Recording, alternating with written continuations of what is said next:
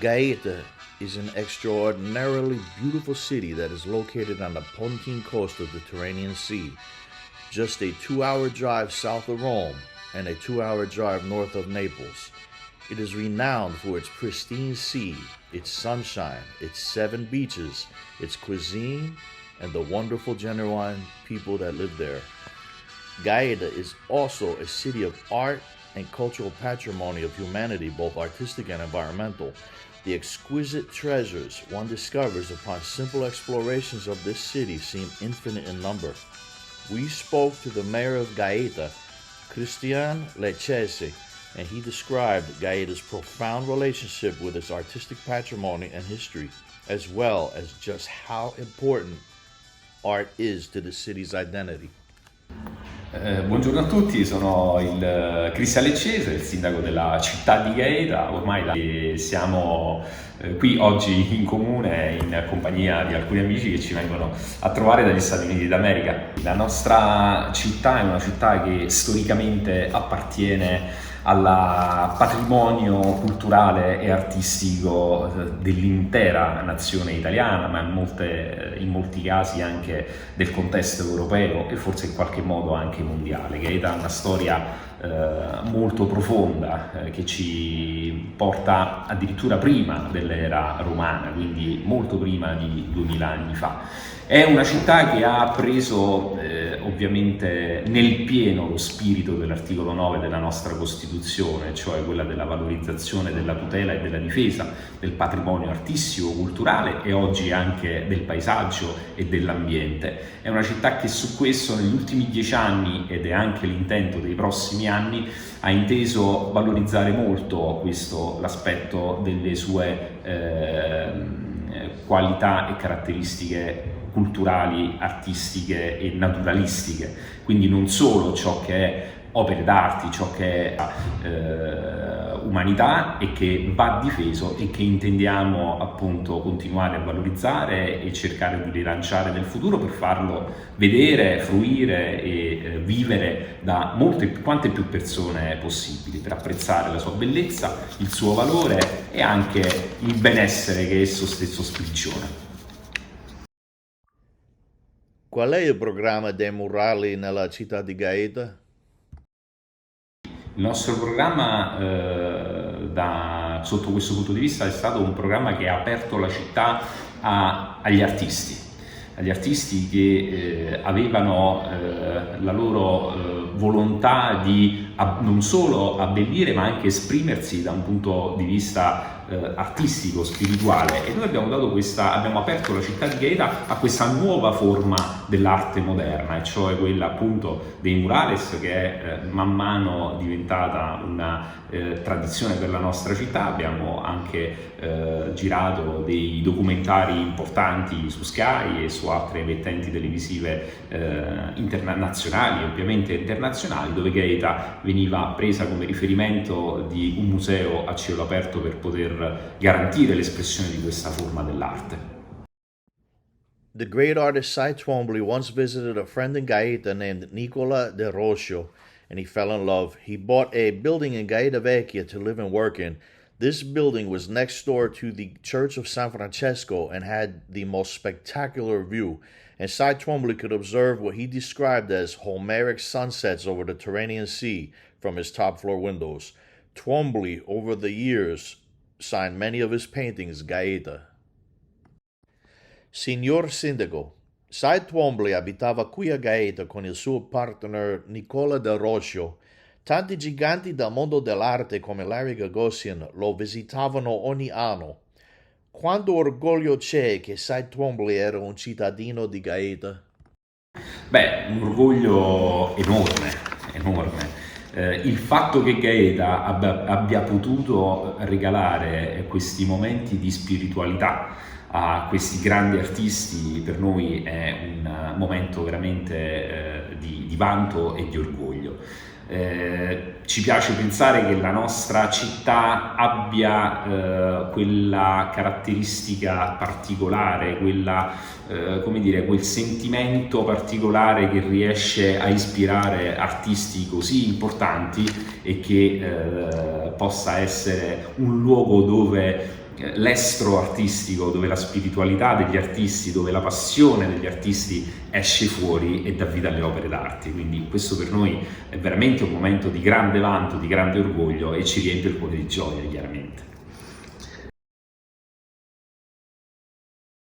Gaeta è una città che vive di storia e di importanza strategica dal punto di vista politico e storico fin dai tempi dei Romani.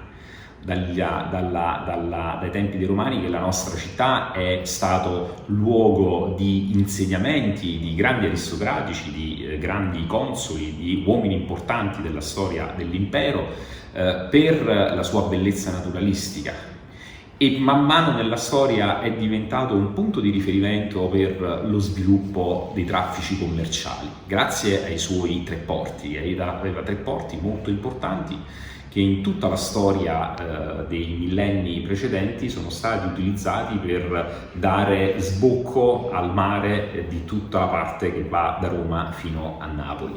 Successivamente Gaeta è diventata una città militare, una fortezza, e per questo è stata riconosciuta ed è diventata passata alla storia come la città militare più difesa, più forte, più inespugnabile di tutte, fino al 1861, quando si è compiuta l'unità d'Italia, quando la spedizione dei Mille, che ha incontrato l'esercito piemontese a Teano, è poi riuscita ad espugnarle e ha quindi compiuto l'unità tra il nord dell'Italia e il sud dell'Italia. È una città di grandi uomini, di grandi naviganti, Giovanni Caboto, Tonti e tanti altri. È una città di papi, è una città di re, è una città dove anche grandi artisti e grandi personaggi dell'arte hanno vissuto e hanno svolto le loro attività umane. Come dicevo prima, è una città che si caratterizza proprio per riuscire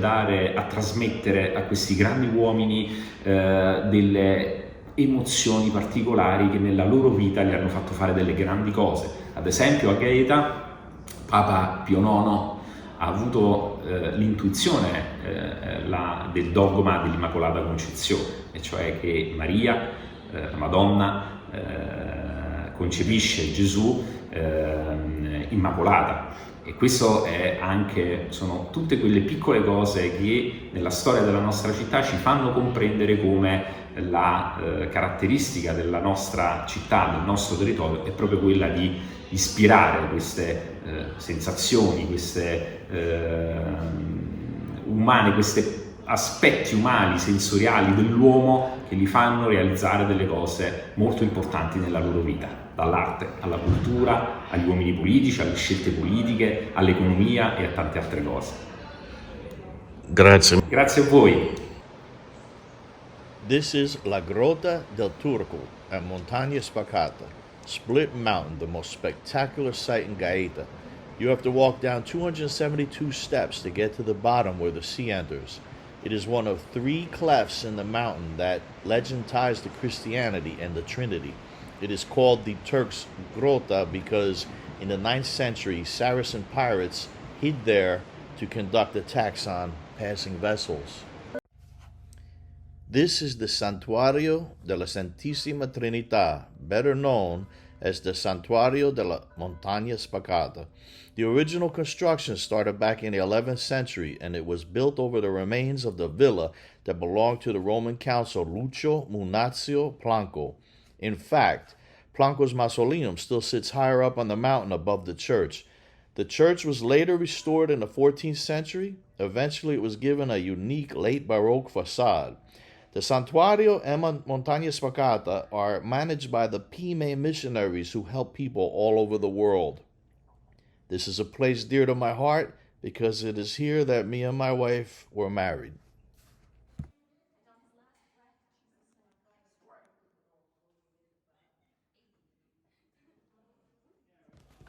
Saint Filippo Neri spent a lot of time at Montagna Spacata, and many times he prayed so long into the night down in the splits of the mountain that he would sleep on a rock now celebrated as the bed of San Filippo Neri.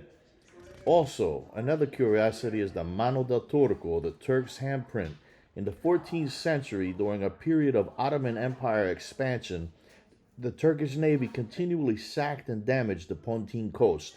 A Turkish sailor who scoffed at the legend of Split Mountain swore that if the story was true, his hand would sink into the rock, and it did.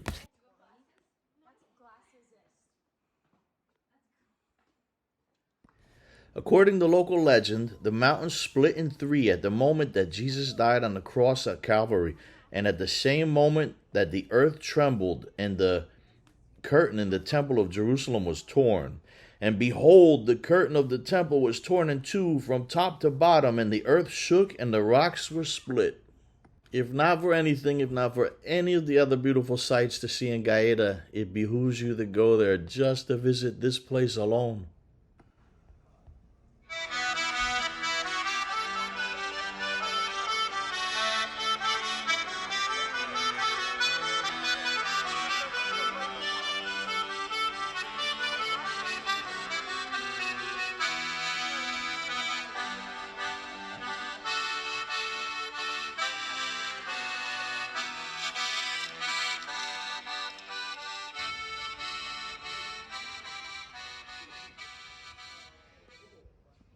This is the Santuario della Santissima Annunziata. It was first built as a Gothic church and was consecrated back in 1354. In 1621, it was redone into a magnificent masterpiece of Baroque architecture. There are two amazing paintings in the church by Luca Giordano. Attached to this church is an artistic Renaissance masterpiece known as La Cappella di Oro, the Gold Chapel. Many great artists contributed to the beautification of the chapel, including Gaeta-born Scipion Pulzone, who was known as Il Gaetano. Pope Pio IX conceived the dogma of the Immaculate Conception while praying in this chapel.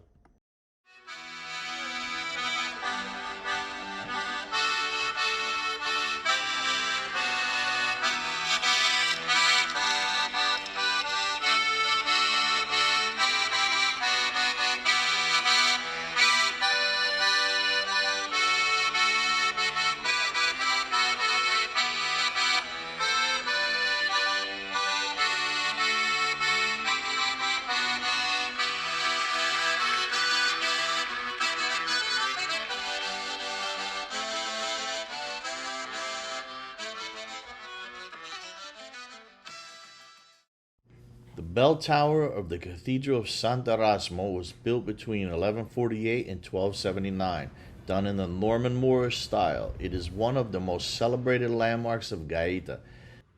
This is the Candelabro d'acero Pasquale from the 13th century, made of 40 excellent sculpted reliefs detailing the life of Christ and also Sant'Erasmo. This is a magnificent piece of medieval art of which this cathedral is full of. This is the Cattedrale de Sant'Erasmo e Marciano e di Santa Maria Assunta, but the locals simply call it either Sant'Erasmo or La Cattedrale, the cathedral. Built between the 10th and 11th centuries, it was consecrated in 1106 by Pope Pasquale II.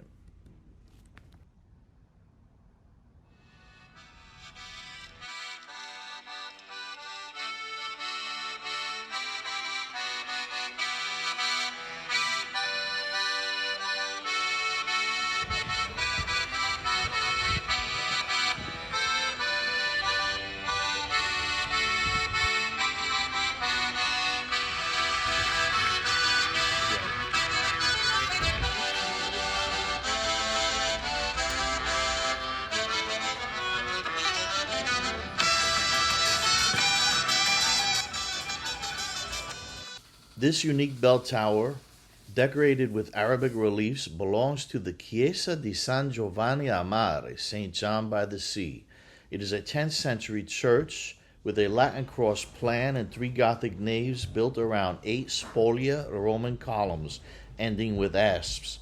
The church is full of Roman and medieval art, including frescoes. One fresco was done by Pietro Cavallini. This was detached and now on exhibit in the Gaeta Diocesan Museum. The altar table was made with a Roman sarcophagus. This church is extraordinary.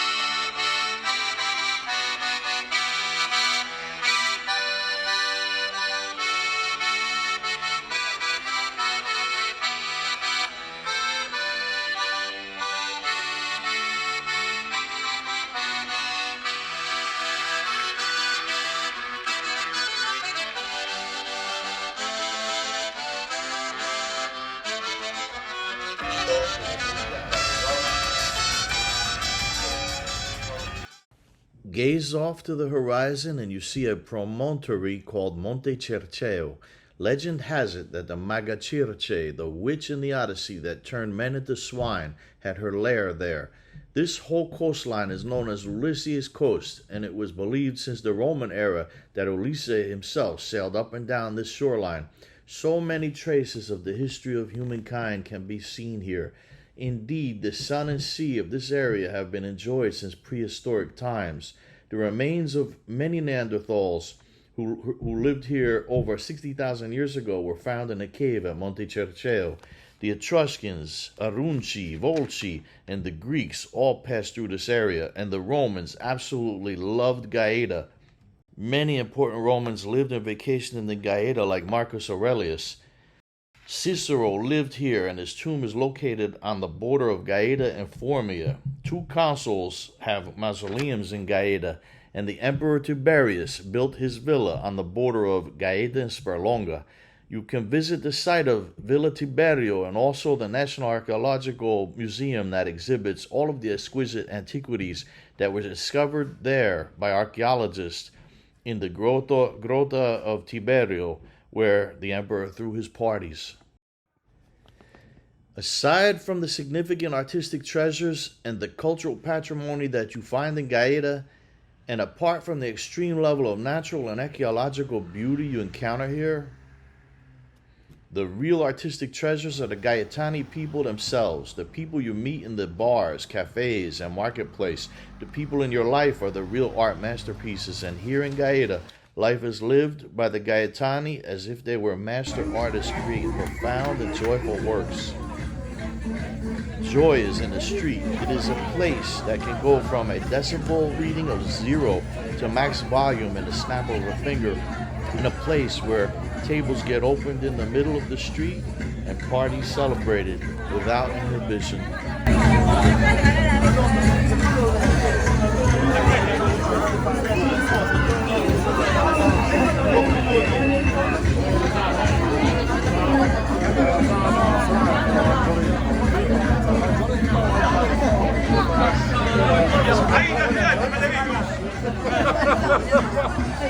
Sì, io l'abbiamo visto a Pedro.